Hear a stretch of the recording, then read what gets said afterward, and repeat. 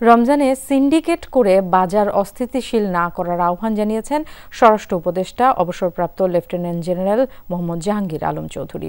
তিনি বলেন, যারা এই ধরনের কাজ করবে তাদের বিরুদ্ধেই কঠোর হবে সরকার।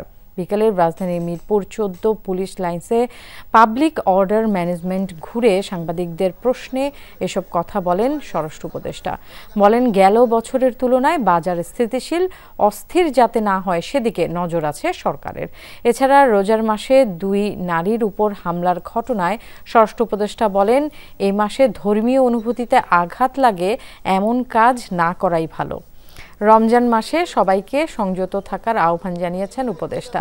সেই সাথে এমন ঘটনা যেন আর না ঘটে সেটাও গুরুত্ব দিয়ে দেখা হচ্ছে। সিন্ডিকেটের অবধিবার না থাকলেও গতবারের থেকে কিন্তু এবার জিনিসপত্রের দাম কম্পারেটিভলি একটু কম আছে, এবার কিন্তু একটু কম আছে। এটাও আপনাকে বলতে হবে যে যদি এই অভিযান না চালায় যদি জিনিসের দাম কম রাখতে পারলে তো আরও ভালো।